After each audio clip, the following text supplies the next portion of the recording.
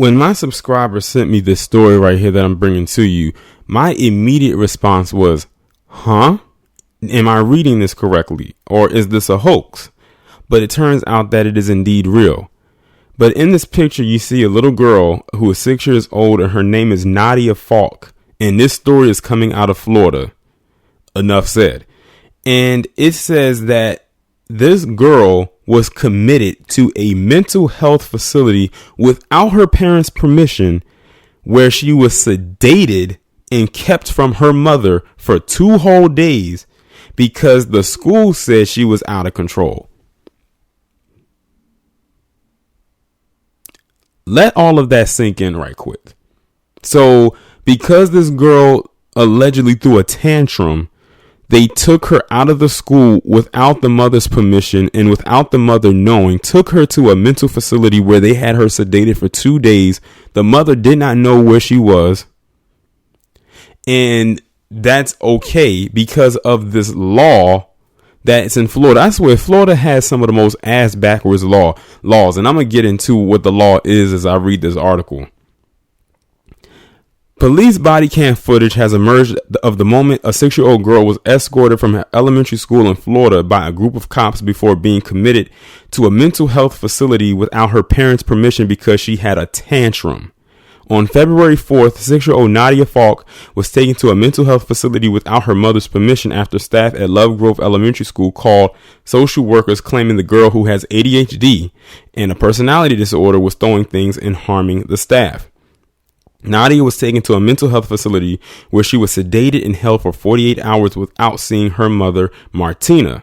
Now, Martina is speaking out about the horrifying ordeal, and questions over why the child was treated so harshly are being asked.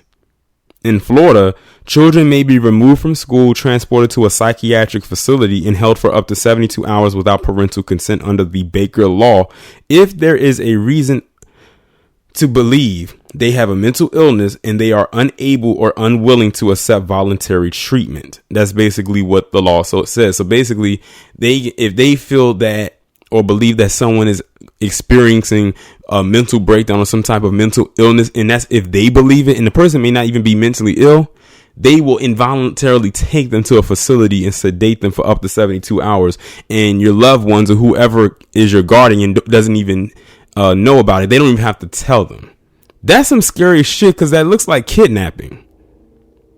And it sounds like something straight out of a horror movie. Like they just, you know that movie Get Out? That's what it reminds me of. They snatch the black people off the street and then they pretty much lobotomize them. The law makes no difference between children and adults. Martina expressed her hurt at seeing the footage of her child being taken from the school in Jacksonville before being sent to River Point Behavioral Health Center under the Baker Act, a Florida law that allows temporary detention. She says Nadia was locked away in an isolation room to calm her down. Falk said that her daughter, who has special needs, was traumatized and has demanded answers from Duval County Public Schools and the mental health facility where the girl was. Sympathetic police officers are heard questioning why they were sent for. One even remarks she seems pleasant. The footage released by Jacksonville Sheriff's Office on Thursday shows. Nadia was heard asking, "Am I going to jail?" after officers were called in. The female cop who led Nadia to the police car says, "She's been so cooperative with me. I think they don't want to deal with it," another officer says. Falk's attorney, Reginald Reeves, said she had a tantrum. 6-year-olds have tantrums. 6-year-olds with special needs have tantrums. The school knew about her tantrums. The police officer had no independent basis to take this child for Baker Act. What medical basis did they have to give this child antipsychotic medicines? That's what we need to know. And that's the thing right there. This girl has if she's special needs like they're saying, then she has a specific type of medicine that she has to take. Which means if they have given her something else that she's not supposed to be taking, who knows what kind of damage this could do to her functioning right now. Remember, they said they had her sedated for 2 days, which means they were pumping drugs into her body for 2 days. If I were her parents, they needed to take her to her primary physician ASAP. just to make sure everything is functioning, which I'm almost certain everything is not okay after being sedated for 2 days and you are on a prescribed medication. I hope her parents sue the hell out of that department or whoever that came and snatched her up and put her there. Because that's what it looks like. I said snatched her up because that's what it sounds like to me. Now I'm going to read this part where it explains the Baker Act. It says the mental health law in Florida known as the Baker Act allows involuntary psychiatric examination of anyone regardless of their age. Under state law, children may be removed from school, transported to a psychiatric facility, and held for up to 72 hours without consent from their parents.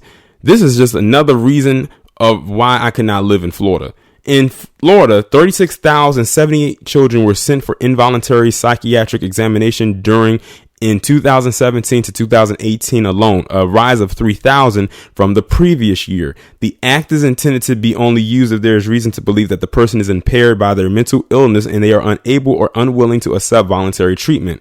The act was named after Maxine Baker, a former Miami state representative who sponsored the act in 1972. The Baker's Law used on minors has been criticized by many. In 2019, Florida Representative Byron Donald, a Republican lawmaker who represents Naples, said he was considering legislation to make sure parents were contacted before their child was Baker acted. He said that they were considering launching a lawsuit. Falk said, I got a call saying that she is so uncontrollable that they had to Baker Act her. They called me and said, Miss Falk, we're calling to let you know that there's nothing else we could do. There's nothing else you could do for my 6-year-old. When she was taken to that hospital to be locked away in this isolation seclusion room, they said they did that as an attempt to calm her down. As a mother, I feel helpless. I don't see the benefit of the Baker Act. It's not helping children, locking them away just to get rid of them. Falk said Nadia had an episode at the elementary school. She had the meltdown at school. She was pushing over chairs, screaming, yelling, and running away from the teacher, Falk said, according to Jacksonville.com. She said her child was heavily sedated before being put on a 48-hour hold and finally be released on February 6th. When I went to see her, and she was so drugged up, she couldn't even recognize me. She didn't know who I was. She had on a diaper. My daughter is fully potty trained. An apology would be nice, but it isn't going to fix the pain that I feel watching that video, knowing that my daughter may have been provoked because their staff were irritated or maybe had a bad day and didn't want to deal with a special needs child. It is hurtful. An incident report filed by police noted that the 4-foot-tall girl was destroying school property, attacking staff, out of control, and running out of school. The subject has been diagnosed with disruptive mood dysregulation disorder and is prescribed Adderall. It continued. Nadia was diagnosed with ADHD in 2017 and is waiting for test results to determine whether she has autism. Nadia is on medication for mental health issues and is in a special needs class. Nadia has not returned to the school and is temporarily attending Hope Haven Medical Facility School. A spokesman for Duval County Public Schools said that the decision was made by Child Guidance, a private company that receives cash from Florida's Department of Children and Families. Officers in the videos were not present during the events, which motivated the school to call Child Guidance and our crisis response care provider. Whew. Okay. Finally got through that rather wild article. But I can honestly say, like I said, this is another reason of why I could not live in Florida, because of something like this. Like, who knows how this girl is going to function now? Is that enough? She was already diagnosed with ADHD. They didn't mention anything about autism, but they're mentioning it now. What if now she ended up getting autism from the drugs that they gave her to sedate her? Now, in the clip that y'all did not see, they said she was completely calm. Now, my thing is this. How does she go from just what they described as tearing up everything, like in their eyes being a little Tasmanian devil, to being this calm person, and to going into another state where she needed to be calm and sedated?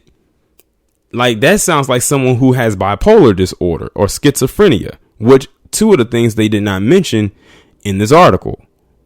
So I truly believe something happened between her being transported from that school and after she got out of that facility. And I wish we could have cameras to show what happened while she was in the school, allegedly doing all of this destructive things. Now it's crazy. You can have her be sent to this facility under the Baker Act, but if Billy walks into a school with an AK-47 and shoots down 10 people, they don't throw him into the Baker Act. They probably will give him a pat on the back or a pat on the ass and send him to McDeath to get a Happy Meal, and then maybe throw him in jail. That's an interesting thing. As much shootings and things like of that nature that we've heard with palm-colored teenage males down in Florida, that the first time we hear about a Baker Act involves a 6-year-old melanated girl. That's just something to think about. But I hope that her parents deal with this situation the way it needs to be and should be dealt with. Hit them pockets if need be. Get one of those best lawyers. Whatever you do though, don't reach out to Benjamin Crump. Just don't reach out to him. But y'all let me know what y'all think about this down in the comments. Like, share, subscribe. Make sure that you're following me on Twitter if you're not already. Have your notifications turned on, and I will talk to you in the next one.